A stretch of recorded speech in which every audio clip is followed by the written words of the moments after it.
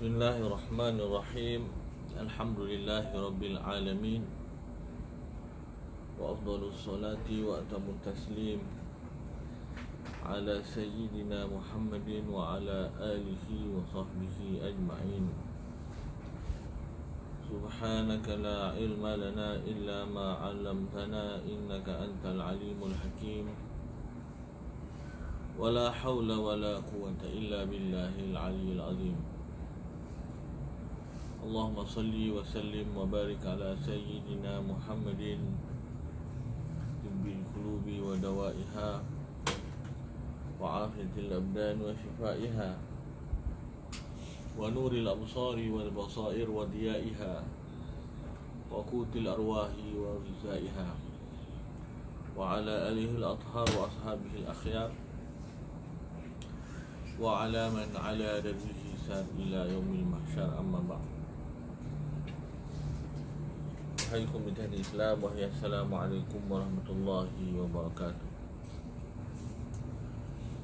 Alhamdulillah, pada malam ini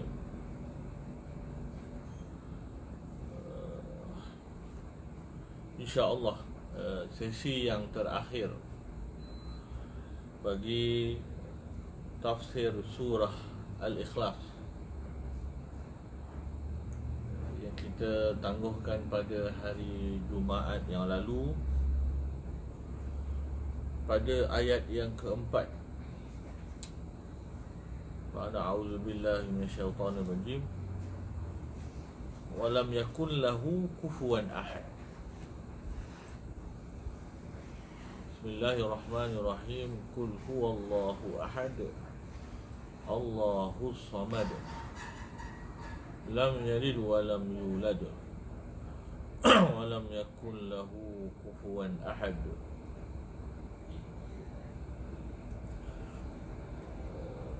Dalam ayat yang terakhir ini, Allah Subhanahu wa taala menyimpulkan ataupun mengakhirkan surah Al-Ikhlas ini dengan penutupan konsep keesaan Allah Subhanahu wa taala, iaitu dari sudut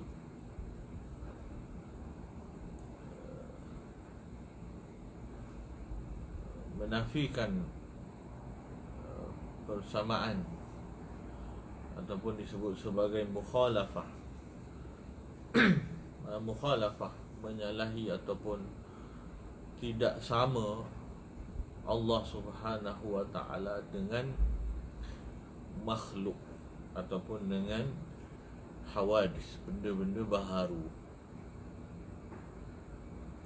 Surah Al-Ikhlas dinamakan surah Al-Ikhlas kerana surah Al-Ikhlas ini menceritakan tentang tauhid. Dan kenapa tidak disebut sebagai surah tauhid? Penamaan Al-Ikhlas ini dari sudut ungkapan bagi tauhid ialah ikhlas. Walaupun sebahagian nama surah ini juga ialah At-Tauhid, tapi Al-Ikhlas ini lebih dominan ataupun lebih terkenal, kerana ikhlas ialah ungkapan bagi tauhid. Orang apabila sudah bertauhid kepada Allah Subhanahu wa taala dengan tauhid yang benar, sudah tentulah akan ikhlas. Bahkan ikhlas itu sendiri bermaksud murni ataupun benar-benar bersih, ataupun benar-benar selesai dari syirik. Dan itulah makna lain bagi tauhid. Maka Allah Subhanahu wa taala memulakan dengan Qul huwallahu ahad. Allah Taala itu Maha Esa ataupun Tunggal, Maha Esa. dan mengakhirkannya walam yakun lahu kufuwan ahad. Ahad ini merujuk kepada sesiapa pun, maknanya sesiapa pun tidak sama dengan Allah, tiada baginya sesuatu pun yang serupa dengannya.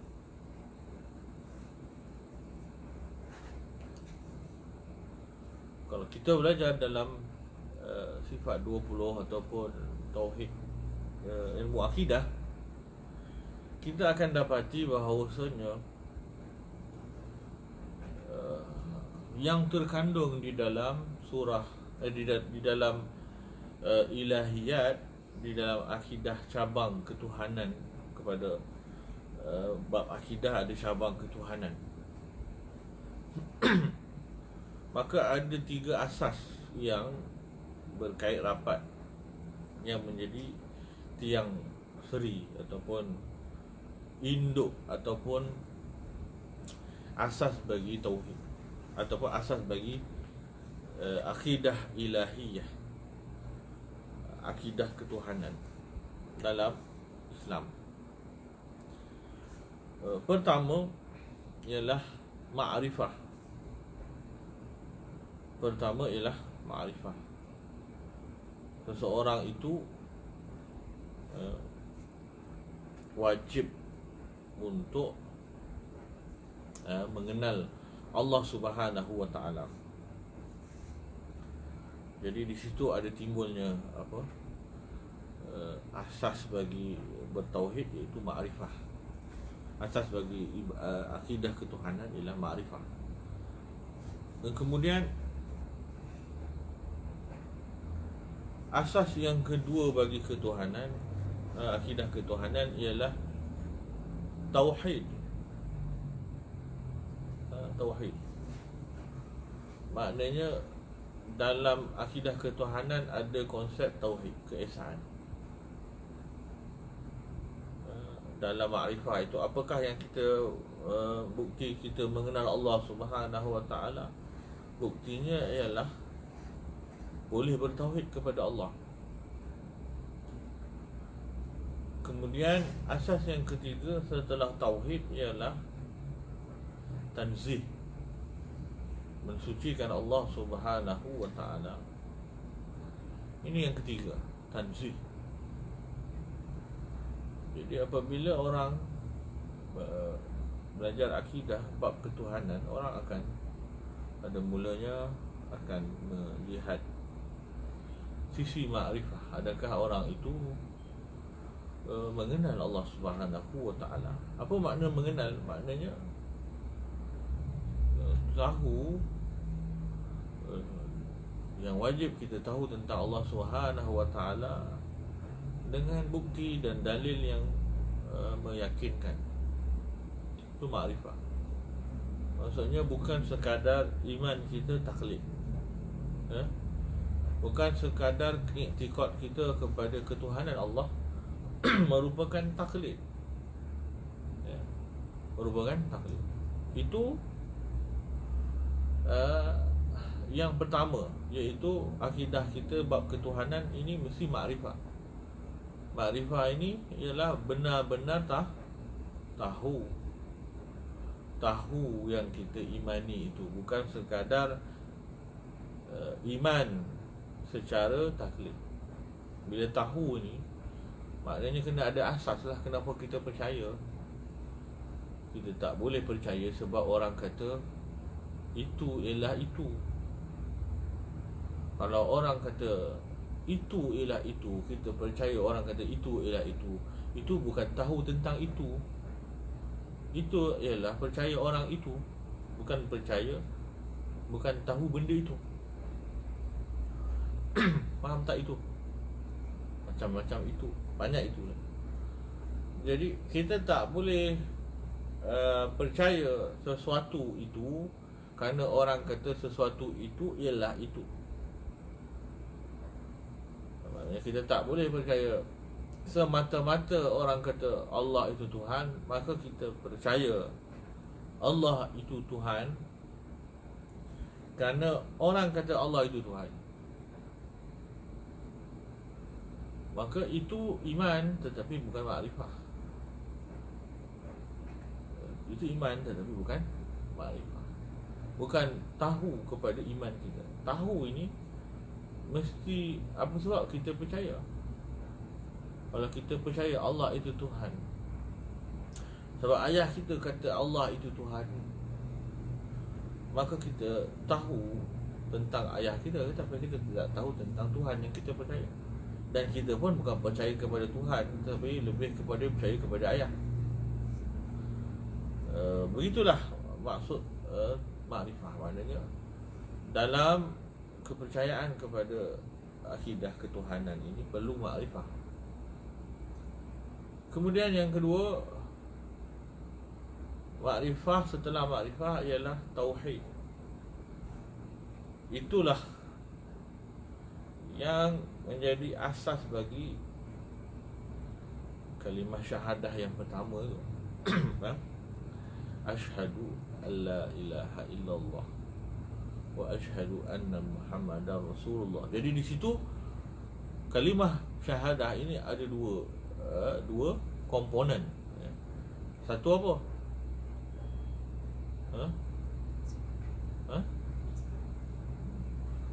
Dua komponen, bukan maksud infak. Itu komponen yang pertama. Dua komponen iaitu ketauhidan kepada Allah dan kerasulan Rasul Nabi Muhammad sallallahu alaihi wasallam. Ketauhidan ketuhanan Allah dan kebenaran perutusan Nabi Muhammad sallallahu alaihi wasallam sebagai utusan Allah.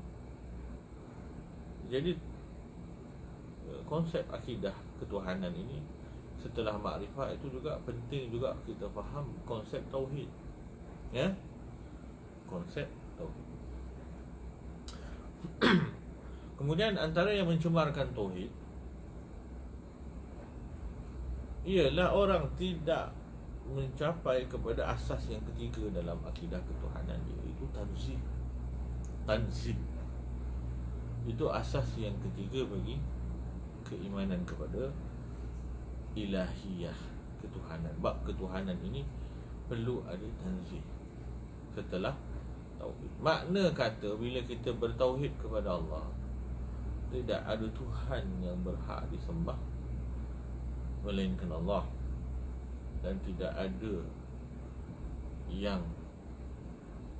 tidak memerlukan sesiapa dan semua memerlukan kepadanya melainkan Allah. Itu makna ilah. La ilaha. Ilah ni apa maknanya? Sama ada maknanya ialah ma'bud bihaqqin, Tuhan yang sebenar-benar berhak disembah, ataupun ilah dengan makna iltizam, maknanya dalalah iltizamiah dengan indirect meaning, iaitu tidak memerlukan sesiapa selainnya dan semua selainnya memerlukan kepadanya. Dua komponen di situ, istighna dan komponen iftikhar, semua kepada dia. Istighna, dia daripada semua, dan iftikhar, semua kepada dia. Istighna, dia daripada selainnya, dan iftikhar, selainnya, semua selainnya kepadanya. Jadi istighna, dia tak memerlukan kepada selain dirinya, tak memerlukan kepada sesiapa, tak memerlukan kepada apa-apa, dan semua selain dia memerlukan kepadanya. Jadi tak ada siapa yang tak memerlukan sesiapa kecuali Allah, dan semua yang memerlukan kepada sesiapa hanya memerlukan kepada Allah. Itu makna tidak ada Tuhan melainkan Allah. Yang istighna hanya Allah, yang iftikhar semua selain Allah, dan iftikharnya hanya kepada Allah. Keperluannya hanya kepada Allah. Allah tidak memerlukan apa-apa. Kita dah bahas kan, iftikhar itu apa? Keperluan. Apa makna perlu? Apa makna perlu? Perlu itu maknanya apa? Kesempurnaan sesuatu itu tergantung kepada selainnya. Itu iftiqar. Kesempurnaan sesuatu itu tergantung kepada selain. Kita bukan sahaja kesempurnaan kita. Asal kesempurnaan kita apa? Wujud. Tak ada wujud, tak payah cerita dah sempurna.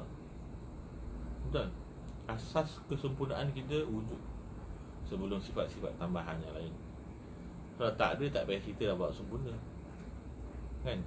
Orang tak ada kereta, sempurna tak kereta kau? Kereta pun tak ada, apa cerita pasal sempurna? Asas bagi kesempurnaan ialah wujud.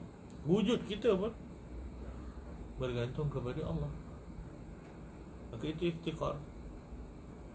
Maka wujud Allah, sifat-sifat Allah tidak memerlukan kepada selainnya.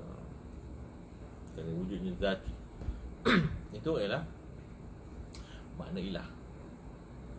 Baik, apabila timbul di situ, maka kerana ada berlaku dualism dalam interaksi muamalah kita seharian, maka kadang-kadang dalam tauhid kita ni berlaku unsur mix, campur-campur. Kadang-kadang kita menisbahkan yang hanya ada pada Allah kepada makhluk. Kita menisbahkan yang hanya ada pada Allah kepada makhluk. Contoh, memberi manfaat. Kadang-kadang kita menisbahkan makhluk memberi manfaat. Sebenarnya Allah yang memberi manfaat melalui makhluk. Dan dalam masa yang sama, dia boleh memberi manfaat tanpa makhluk itu juga. Sama. Lapar secara sunatullah, kita makan untuk hilangkan lapar. Itu sunatullah. Tapi di hati kita, kita kena yakin Allah boleh menghilangkan lapar kita walaupun tanpa nasi, makanan. Walaupun kita tengah makan. Tapi kenapa? Kalau kita rasa Allah boleh hilangkan lapar kita tanpa makan, kenapa kita makan? Kerana ini ialah sunatullah. Ini ialah protokol hidup. Tapi di sisi Allah, akidah kita mengatakan Allah tidak terlibat dengan protokol itu. Allah tidak terkait dengan hukum adat. Kita yang kena hukum adat sebagai kehambaan. Tapi jangan sampai hilang adab kepada Allah, meletakkan Allah di dalam hukum adat juga. Kalau kita tak makan, Allah tak boleh kenyangkan kita. Itu salah. Itu salah. Kita duduk dalam hukum adat dengan adab. Duduk dalam hukum adat dengan adab. Kadang-kadang berlaku mix. Kita menisbahkan sebahagian sifat ketuhanan kepada makhluk, tak sampai kita sedar. Kadang-kadang kita menisbahkan sifat makhluk, kekurangan kepada Allah. Kadang-kadang itu pun satu hal juga. Seperti apa? Kadang-kadang orang boleh misalnya, kadang-kadang orang berdoa macam bagi tahu Allah. Betul tak? Kalau dia tak berdoa, Allah tak tahu. Ya Allah, tengoklah aku ni, ya Allah, kau tahu tak aku? Memang Allah tahu lah. Memang Allah tahu. Okey, jadi kenapa kita berdoa kalau Allah dah tahu? Supaya kita zahirkan kehambaan. Sekurang-kurangnya dalam doa ada dua adab besar, kalau kita faham. Pertama, dalam doa ada adab apa? Ada adab menzahirkan kita lemah. Hamba memang lemah. Hamba tak, begitu. Hamba memang lemah. Izhar, menzahirkan apa? Dha'fina, kelemahan kita. Yang kedua apa? Menzahirkan kebergantungan kita hanya kepada Allah. Hanya kepada Allah. Itu saja. Dua adab ini kita doa. Kalau tidak dalam lingkungan dua adab ini, seolah-olah kita bagi tahu Allah yang dia tak tahu. Kita minta Allah benda yang Allah memang tak nak bagi, dan kita tak puas hati kalau Allah tak bagi. Itu kita dah deal dengan Allah macam deal dengan makhluk. Betul?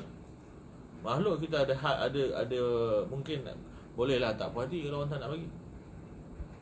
Tapi dengan Allah kenapa kita tak puas hati kalau Allah tak bagi? So dia ada mix. Dia ada mix antara pertama apa? Kadang-kadang ternisbahkan sisi kesempurnaan ketuhanan itu kepada makhluk. Kadang-kadang tak perasan. Kadang-kadang ternisbahkan kekurangan kepada Allah. Waliyadzubillah. Jadi dalam perbahasan akidah baik, dalam perbahasan tasawuf baik, ada namanya tanzih, mensucikan Allah. Kalau ilmu akidah, sucikan Allah dengan cara ilmu akidah. Apa cara? Zat Allah tak macam zat makhluk. Zat Allah tak macam zat makhluk. Zat makhluk tak macam zat Allah. Sifat Allah tak sama dengan sifat makhluk. Sifat makhluk tak sama dengan sifat Allah. Perbuatan Allah tak sama dengan makhluk. Perbuatan makhluk tak sama dengan perbuatan Allah. Apa beza zat makhluk dengan zat Allah? Zat makhluk ada batas, zat Allah tak ada batas. Zat makhluk ada mujibat al-hawadis. Zat makhluk mujibat al-hawadis. Apa makna mujibat al-hawadis? Maknanya penyebab-penyebab yang menyebabkan dia itu baharu. Contohnya apa? Cantoman kita, batasan kita, tarkib dan batasan kita. Itu ialah apa? Mujibat al-hawadis. Benda-benda yang menyebabkan kita ni baharu. Allah tak ada cantoman dan tak ada batasan. Dan Allah Ta'ala, zat makhluk ada lawazimul hawadis. Tadi mujibatul hawadis. Zat Allah tak ada mujibatul hawadis. Tarkib, cantum. Tak ada apa lagi? Tak ada batas. Dan tak ada lawazimul hawadis. Tak ada kelaziman hawadis. Kelaziman itu ialah hadis. Benda yang hadis itu mesti ada benda tu. Sebagai contoh apa? Diliputi oleh masa dan tempat. Itu lawazimul hawadis. Jadi Allah SWT tidak begitu zatnya. Okey, faham? Tidak bermasa dan itu dari sudut akidah. Kemudian sifat Allah SWT tak sama dengan makhluk. Sifat makhluk tak sama dengan Allah. Allah SWT sifatnya qadim, kekal. Sifat makhluk pinjaman. Dahlah baharu pinjaman. Sifat Allah mutlak dan itulah ori. Itulah asas. Kalau apa makna kuasa? Kuasa tu memberi kesan. Tapi yang hanya memberi kesan ialah Allah. Walaupun kita ada kuasa, kita tak beri kesan. Apa makna tahu? Tahu tu tersingkap. Tersingkap benda itu di sisi kita, itu tahu. Adakah kita tahu? Tahu. Kalau kita tahu pun belum betul-betul tahu. Kita tahu diri kita, tahu. Banyak lagi kita tak tahu tentang diri kita. Apa yang buat kita seronok? Kita tak tahu. Kadang-kadang kita rasa tu, tapi tak seronok pun. Lepas tu, maknanya tak ada kaedah. Mungkin kita tahu sebahagian kecil tentang diri kita. Itu baru tentang emosi. Bagaimana tentang fizikal kita. Macam mana kita punya jantung bergerak, macam mana pankreas, macam mana, tahu tak sistem. Banyak saraf dalam diri kita. Diri kita pun kita tak tahu. Macam mana orang lain kita tak tahu. Jadi ilmu kita pun nampak macam singkap, tapi tak berapa pun nak singkap. Maka ilmu itu asalnya ialah tentang ilmu Allah. Jadi kita ni apa? Diberi ilmu yang Allah berikan. Subhanaka la ilma lana. Memang maha suci engkau. Kenapa Allah malaikat bagi tanzih tu, suci Allah. Kerana tak boleh kita nak menganggap bahawa kita ada ilmu. Maha suci Allah, kita tak ada ilmu, melainkan apa yang Allah berikan ilmu itu, ajarkan. Dan apa yang Allah ajarkan bukan ilmu kita, ilmu Allah. Kita ada ilmu, tapi ilmu kita ialah ilmu apa?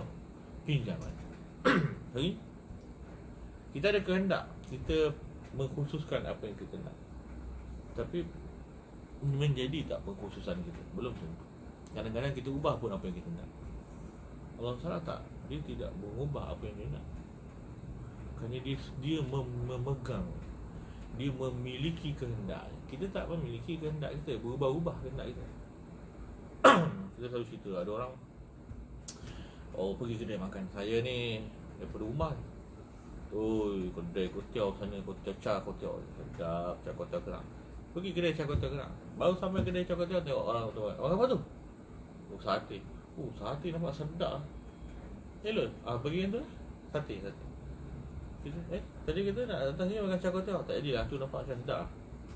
Keinginan kita pun kita tak boleh kawan. Maknanya kita tak memiliki iradah kita, tak memiliki. Allah SWT tak, dia kalau dia nak, dia tak tukar. Dia arada syai'an ayyakula lahu kun fayakun, jadi saja apa yang dia nak. Maka percontohan itu, sifat Allah tak sama dengan makhluk, sifat makhluk tak sama dengan sifat Allah. Kan sifat Allah ialah yang hakiki, yang mutlak, yang abadi, yang tak sama.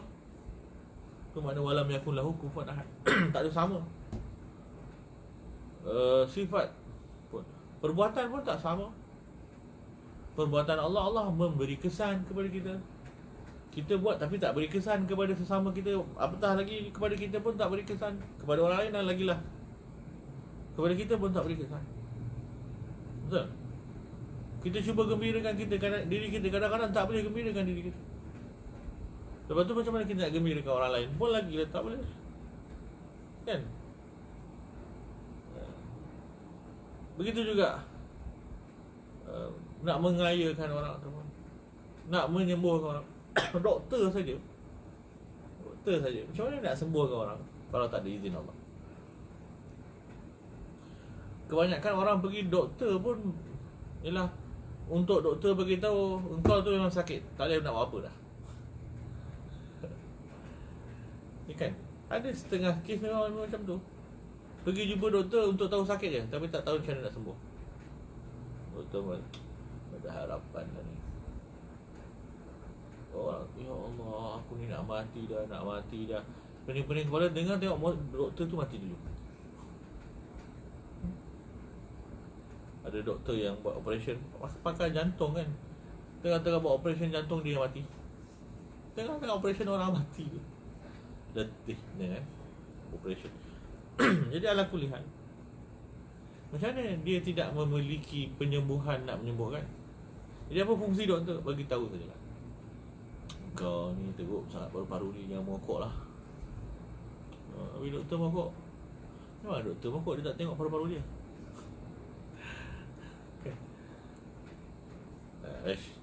Aku doktor lain. Memanglah lain. Tapi doktor lain pula yang cakap kat dia. Ya? Sama saja. Jadi manusia tidak memberi kesan,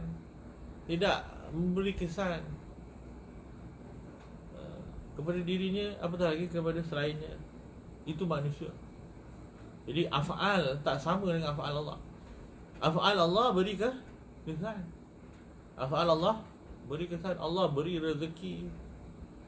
Bos pun bagi gaji kalau dia dapat gaji, kalau dia dapat bisnes. Bos, kenapa dia bagi gaji? Sebab dia dapat rezeki. So bukan dia yang bagi rezeki, yang bagi rezeki kat dia lah yang bagi rezeki kat kita. Isteri pun begitu juga, yang suri rumah. Bukan suami yang bagi rezeki. Majikan dia yang bagi rezeki, yang mana Allah bagi rezeki kat majikan tu sama saja. Kadang-kadang orang tak faham bahawa kita ni diberi rezeki dengan sebab amanah yang kita tanggung. Kita sebab tu Allah SWT kata jangan takut fakir. Kalau ada anak pun Orang dulu takut anak fakir kita ni banyak sangat anak ni, langsung tak nak anak dah. Boleh dia tanam pun hidup-hidup kan.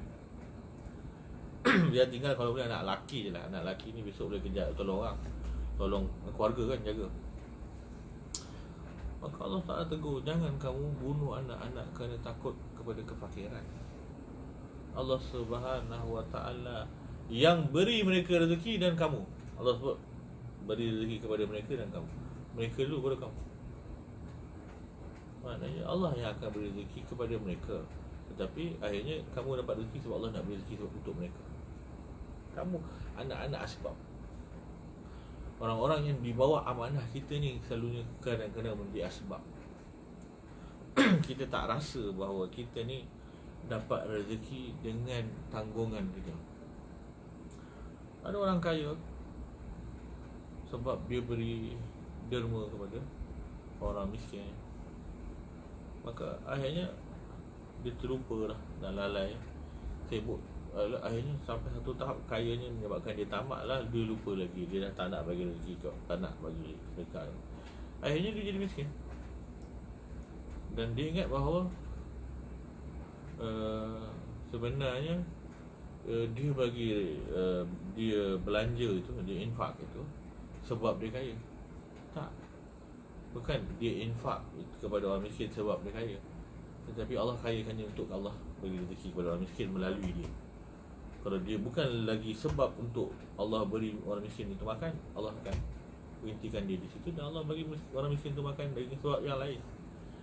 Jadi kehidupan ni kita tak tahu kita ni menumpang kebaikan siapa. Kita tak tahu kita menumpang kebaikan siapa. Kita ni tak ada dosa ke ada dosa? Ada dosa tak dosa?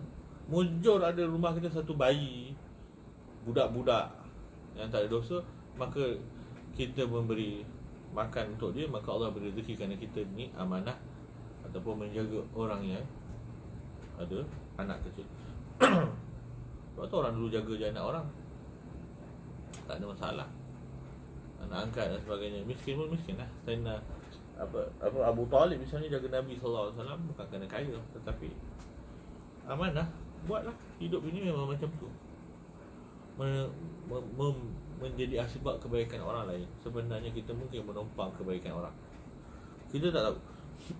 Maka kehidupan ni sangat luas. Jadi kita Allah yang bagi kebaikan, Allah yang bagi rezeki, kita tidak memberi kesan dan tidak dikesankan oleh sesiapa. Tidak diberi kesan oleh makhluk dan tidak mengesankan makhluk. Itu beza. Allah punya perbuatan apa? Memberi kesan. Kita punya perbuatan tak memberi kesan. Tak memberi kesan. Allah punya perbuatan benar-benar lahir daripada apa? Terbit dari apa? Kuasa dia yang luas. Kita punya perbuatan keluar daripada kuasa kita yang terbatas, sangat lemah. Dan kehendak kita yang sangat tidak tersusun. Kehendak kita yang apa dorongan kita berkehendak dalam hidup. Kebijaksanaan kita, mungkin saja kita ada kebijaksanaan, tetapi belum tentu kepandaian yang menggerakkan kehidupan kita, menggerakkan keinginan kita. Begitu juga dengan ilmu kita untuk menjadi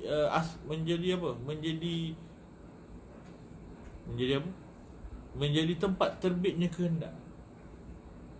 Ilmu kita tak ke mana saja. Tartib perbuatan daripada mana? Kudrah. Kuasa kita tak setara mana. tak. Kalau kita ni lemah, maka yang lahir daripada kita ialah kelemahan. Kemudian keinginan kita pun bukan.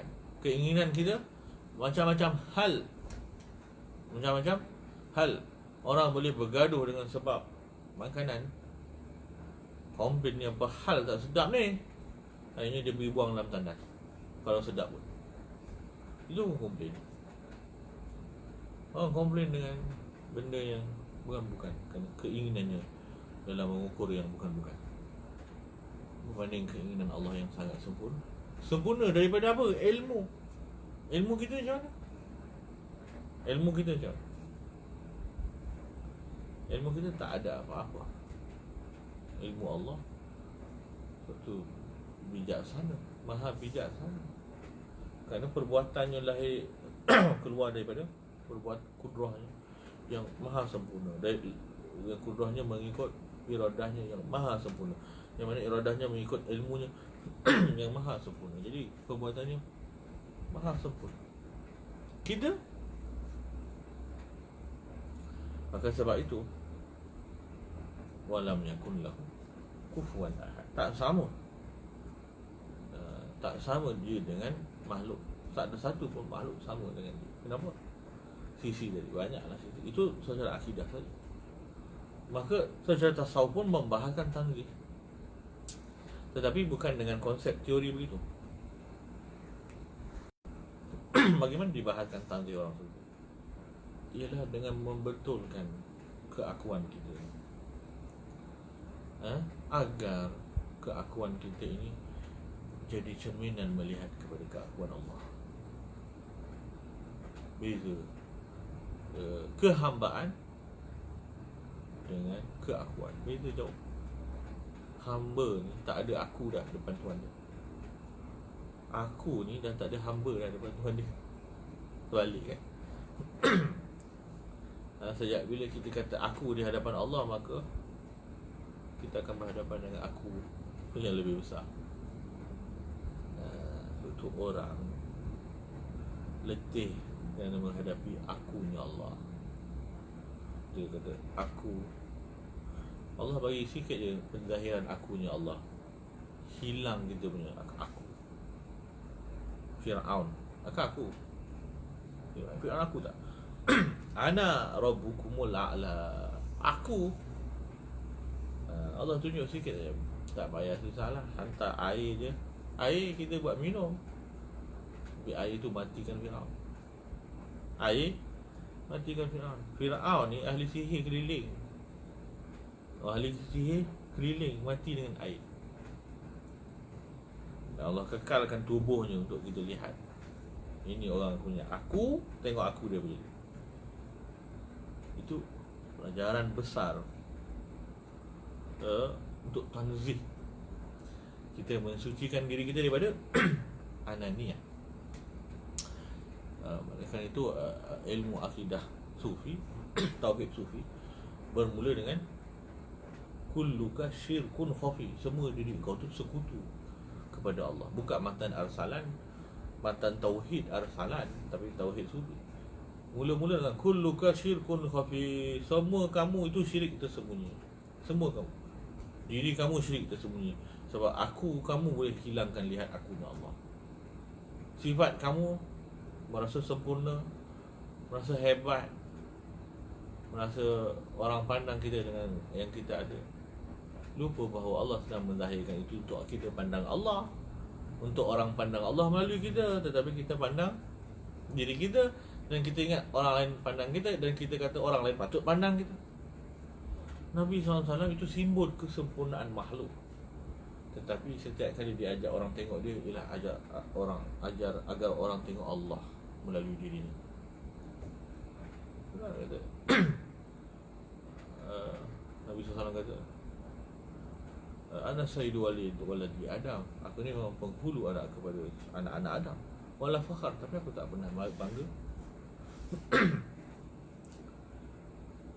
Kan orang lain kalau cakap macam tu habis lah. Betul tak? Kita je, saya bukan nak cakap apalah, elok tak payah cakap lah, kan? Dah mula saya ni bukan nak cakap apa, memang tak payah cakap apa lah. Saya bukan nak cakap apa bukan nak cakap besar ni, tapi lepas tu cakap besar. Dia pun tahu itu cakap besar, tapi Nabi SAW tak ada. Kenapa? Memang itu tidak. Kenapa? Dia lihat Allah dah bagi tiket. Fa amma bi ni'mati rabbika fa hadis. Adapun tentang nikmat Tuhanmu, maka kau ceritakan. Sebab yang dia cakap tentang nikmat Tuhannya. Kita pernah ke kita boleh cakap tentang nikmat Tuhan dan tentang diri kita? Dan semua tentang kita saja. Padahal tu nikmat Allah kepada kita, agar orang tengok kita, orang ingat Allah, bukan ingat kita.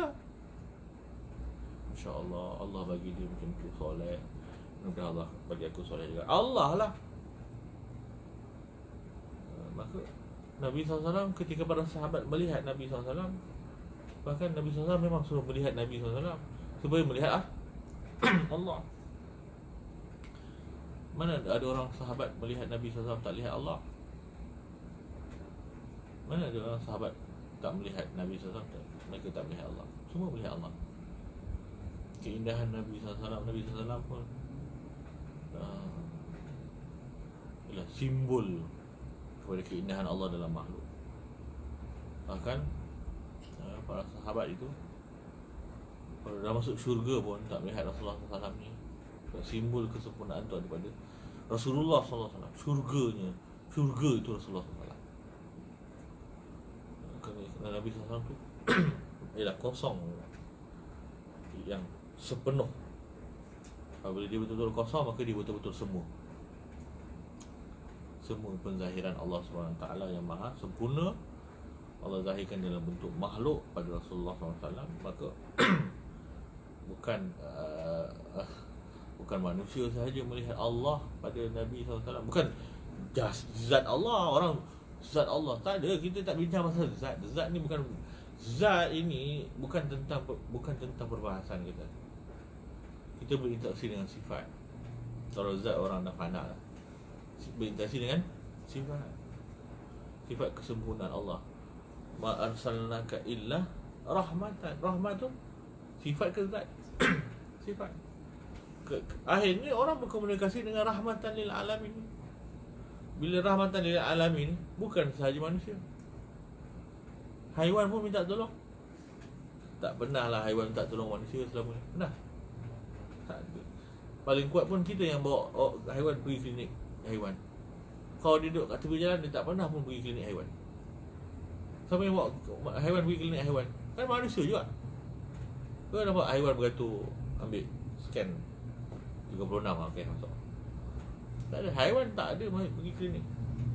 Tapi haiwan minta tolong kepada Rasulullah SAW.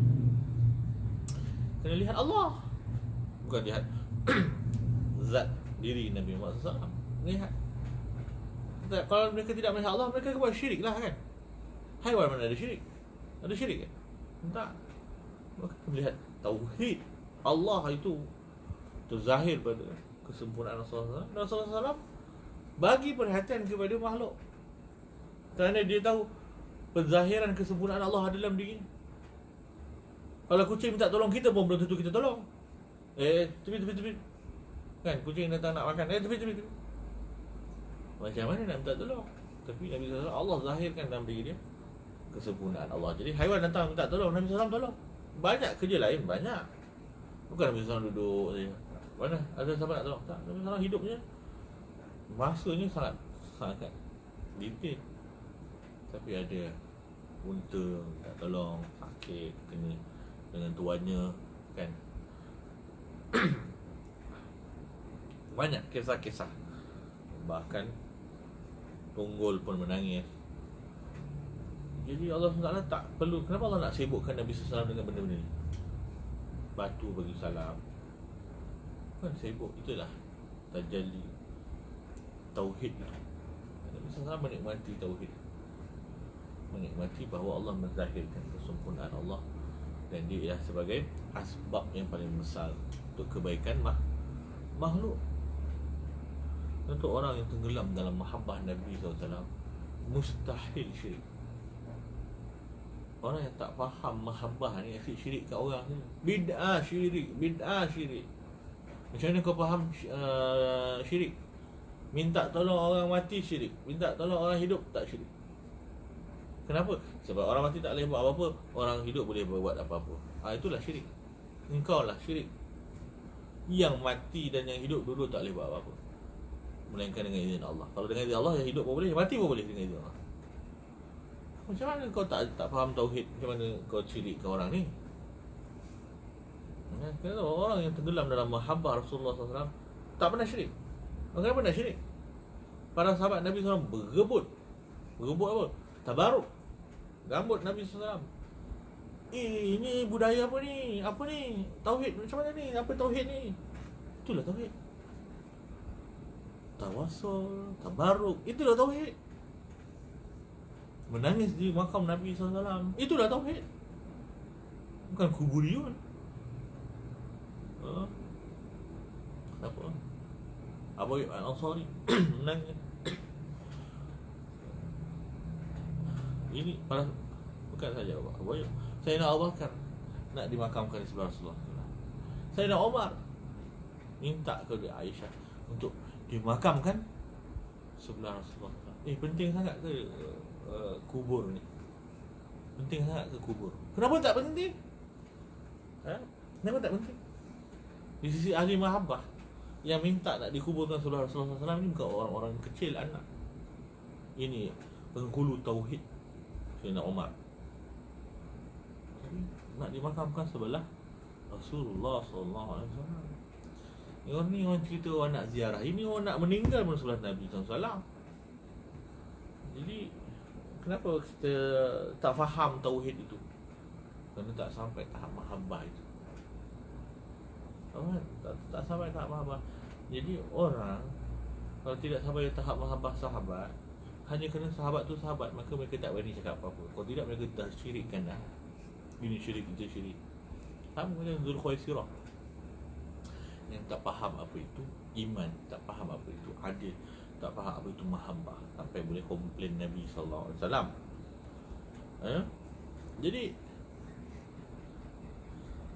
ala kulli hal, orang-orang sufi punya tanzih ataupun tarbiyah mereka ialah untuk faham syirik itu bermula daripada diri kita. Akunya, nafsunya, keinginannya, keegoannya, la haula wala quwwata illa billah. Itu semua ialah gangguan perjalanan kita untuk menyaksikan tauhid Allah. Sebab itu kita bergelumang dengan apa? Tersangkut kita tentang tauhid. Sangkut. Masa macam tauhid dah, tapi hidup ni pun kita punya iman itu macam atas jurang, kata Al-Quran. Kalau baik, dapat kebaikan, Masya Allah, imannya iman malaikat. Kalau Allah bagi sikit saja ujian, macam tak pernah dapat apa-apa. Al-Quran punya ungkapan, ada orang tu beriman kepada Allah macam atas jurang. Bila-bila saja jatuh, bila-bila saja jatuh.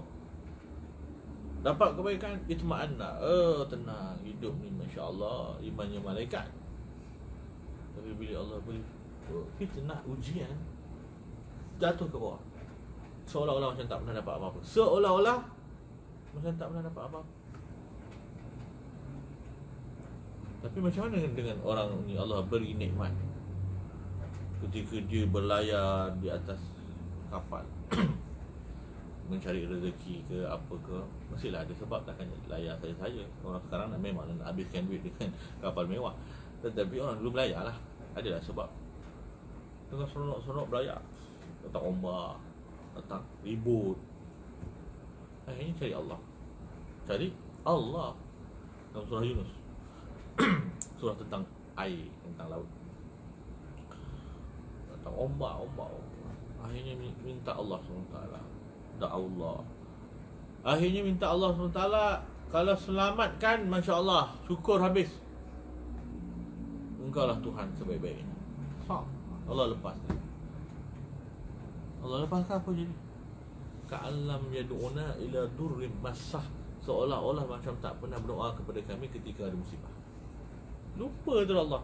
Jalan, okey, pergi pesta-pesta semua, hilang Allah. Seolah-olah ketika dia susah tu, dia tak melutut kepada Allah. Sambung balik, sambung balik dengan kelalaian, sambung balik. Tu Syekhul Azhar sebut kan, kita ni macam mana Allah nak lepaskan daripada musibah. Kita harap musibah tu selesai supaya kita boleh sambung lalai. Macam mana Allah nak lepaskan kita daripada musibah? Yang mana musibah itu, kalau kita minta Allah lepaskan daripada musibah untuk kita sambung lalai. Ya Allah, bila dah nak lepas ni musibah, kita nak minum kopi pula ni, kahwa kan, lepak-lepak minum kahwa, shisha. Itulah budaya orang Arab. Oh lah, Covid pula tak boleh kawah-kawah ni. Kawah. Bila nak selesai ni panggung wayang tak buka-buka. Ini restoran mamak tak lama dah kena tak kena tertarik semua.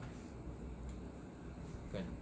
Jadi masyarakat begini, kalau untuk sambung balik kepada kelalaian, eloklah begitu saja. Maka itulah sebab Allah SWT beri kita susah pun kita tergolik, beri kita senang pun tak ke mana-mana gitu. Ya. Jadi tak ada tauhid zat, tauhid sifat, tauhid af'al itu semua kita dah bahaskan. Tauhid mata hati ni orang sufi. Pertama, dia menyaksikan musyahadah segala perbuatan Allah.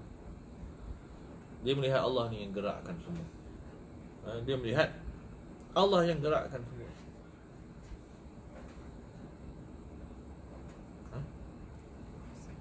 5%. Oh, bateri dah habis. Masya Allah. Jadi dia melihat betul 5%. Tak ada saja. Jadi Allah Subhanahu Wa Taala yang menggerakkan semuanya dalam pergerakan-pergerakan makhluk, maka dia melihat semuanya tentang Allah Subhanahu Wa Taala. Apabila dia melihat yang beri makan, yang beri minum, yang beri sehat, yang beri sakit, itu ialah Allah SWT, maka itu ialah tauhid af'al. Ada yang melihat tauhid sifat, maka melihat orang sayang orang, maka lihat itu semuanya kasih sayang Allah. Apabila orang melihat ada orang hargai kita, maka kita lihat itu penghargaan Allah. Kita melihat kata kasih sayang ibu kepada kita, itu yang paling tinggi. Kasih sayang ibu paling tinggi lah tu. Betul. Tak ada orang yang sayang kita seperti ibu kita sayang kita. Tak ada orang. Itu pun bayangkan, itu pun masih lagi simbolan kecil daripada bentuk sayangnya Allah. Kecil itu. Allah SWT ni kata hadis Nabi SAW ada 100 rahmat. 100. Itu perumpamaan. Dengan satu rahmat saja Allah letak kat bumi. Dengan satu rahmat itu semua saling kasih sayang. Termasuk haiwan sayang kepada anaknya, termasuk manusia sayang kepada anaknya, termasuk orang sayang kepada isterinya, suaminya. Semua itu masih 1/100 daripada rahmat Allah yang orang kongsi semuanya. Paling romantik macam mana pun suami, kasih sayang macam mana pun isteri, sangat teguh macam mana pun sayang seorang ibu dan ayah. Itu masih lagi mewakili 1/100. Bukan kasih sayang ayah kita, bukan kasih sayang mak kita sahaja 1/100. Kasih sayang semua orang kepada semua orang, itu masih 1/100. Bagaimana Allah sayang kita? Itu kena tengok. Cuma kita tak faham. Kita tak faham apa makna Allah sayang kita. Sebab Allah sayang kita bukan dengan cara kita, dengan cara dia. Tapi faham tak nilai sayang itu apa? Kalau semua makhluk menyayangi sesama makhluk ini, itu masih 1/100 daripada kasih sayang Allah. Bagaimana kalau Allah sayang seseorang dengan 100% kasih sayang? Orang tak tahu, orang tenggelam dalam sayang diri sendiri lebih daripada sayang Allah. Nak sayang diri sendiri nak bawa ke mana? Ke kubur lah. Sayang Allah, masuk dalam kubur pun masih jumpa Allah. Itu tauhid sifat. Melihat semua. Tauhid zat itu tenggelam dalam menyaksikan hanya Allah sebagai wujud yang mutlak. Yang lain semua wujud ciptaan Allah. Tak ada lagi. Semuanya Allah. Ini tauhid yang tak mampu kita nak bahas. Tauhid zat. Fana orang tenggelam dalam melihat wujud mutlak Allah. Itu keseluruhan daripada perbahasan tauhid kita dalam surah Al-Ikhlas tentang tauhid zat. Wallahu alam. Jadi Imam Al-Qadir Al-Jalani mengatakan orang yang bertauhid lagi Muhammadi ni bersyariat dengan Nabi Muhammad sallallahu alaihi wasallam, maka inilah singkap tauhid. Yang menyingkap tauhid ketuhanannya, maka kena teguh hati kita dengan ingat Allah Subhanahu wa taala dalam setiap nafas kita, setiap zikir, sebutan dan ingatan kita, supaya akhirnya tenggelam kita dalam tauhid yang murni, tauhid murni. Bukan semata-mata tauhid teori, tauhid yang murni. Ini tauhid amal. Yang tadi tauhid ilmu. Mudah-mudahan jangan kita sibukkan diri kita dengan selain Allah Subhanahu wa taala dari sudut fikiran, ingatan dan tujuan dalam perbuatan kita. Mesti berorientasikan Allah. Ingatan kita pun kepada Allah, perbuatan kita pun berorientasikan mencari perhatian Allah. Wallahu alam. Kita tamatkan pengajian surah Al-Ikhlas, tafsir surah Al-Ikhlas ini di kesempatan ini. Wal afu minkum. Mudah-mudahan para hadirin hadirat yang mendengar ini dapat manfaat. Wallahu alam. Apa yang baik daripada Allah, lemah daripada kelemahan ini. Aku qauli hadza wa astaghfirullahal azim li wa lakum. Assalamualaikum warahmatullahi wabarakatuh.